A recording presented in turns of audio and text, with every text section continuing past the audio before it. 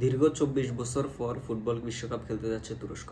সর্বশেষ তারা ফুটবল বিশ্বকাপ খেলেছিল ২০০২ সালে।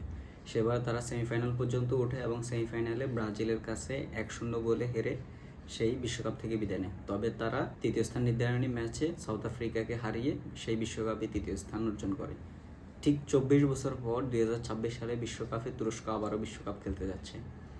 এবার তারা প্লে অফে কসোভোকে হারিয়ে তারা বিশ্বকাপে তাদের জায়গা নিশ্চিত করে নেয় এবং এই বিশ্বকাপে তাদের প্রতিদ্বন্দ্বী হিসাবে আছে প্যারাগুয়ে, অস্ট্রেলিয়া এবং যুক্তরাষ্ট্র। আর বিশ্বকাপের সময় তাদের স্কুল কলেজগুলোতে পরীক্ষা থাকার কথা ছিল। সেই দেশের সরকার যেন বিশ্বকাপের সময় পরীক্ষা না থাকে, ছাত্রছাত্রীদের পড়ালেখায় যেন ব্যাঘাত না ঘটে, কিংবা মানুষ যেন ছাত্রছাত্রীরা যেন বিশ্বকাপ খেলা ঠিকমতো দেখতে পারে, সেই জন্য তারা তাদের পরীক্ষার সময় অর্থাৎ পরীক্ষার রুটিন পরিবর্তন করে দিয়েছে। শুধুমাত্র বিশ্বকাপ খেলা দেখার উদ্দেশ্যেই তারা তাদের পরীক্ষার রুটিন পুনর্নির্ধারণ করে দিয়েছে।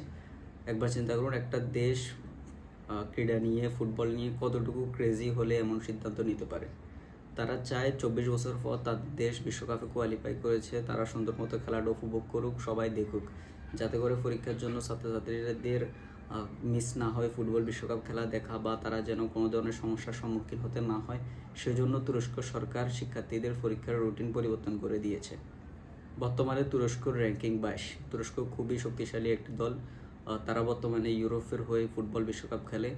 যেহেতু তারা ইউরোপের হয়ে ফুটবল বিশ্বকাপ খেলে, সেহেতু তাদের বিশ্বকাপে কোয়ালিফাই করাটা কিছুটা কঠিন হয়ে যায়। কারণ আমরা জানি পৃথিবীর ফুটবল বিশ্বে যারা ভালো খেলে তাদের প্রায় অধিকাংশই ইউরোপের দেশ, পাশাপাশি ল্যাটিন আমেরিকাতেও আছে, যেমন ব্রাজিল, আর্জেন্টিনা, উরুগুয়ে, কলম্বিয়া। তেমনি ইউরোপে কিন্তু অনেক ভালো ভালো ফুটবল দল রয়েছে, যেমন Italy, Spain, France, Belgium, Portugal, Croatia, আরও অন্যান্য কয়েকটি দল আছে।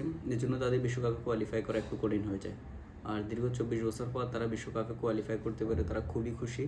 এই জন্য তারা চাইছে না তাদের দেশের মানুষ বিশ্বকাপ মিস করুক, বিশ্বকাপ খেলা দেখতে না পারুক, তাই তারা এমন সিদ্ধান্তটি নিয়েছে। আপনার কি মনে হয়, আমাদের দেশ বিশ্বকাপে কোয়ালিফাই করলে আমাদের সরকারও কি এমন সিদ্ধান্ত নিত? অবশ্যই জানাবেন।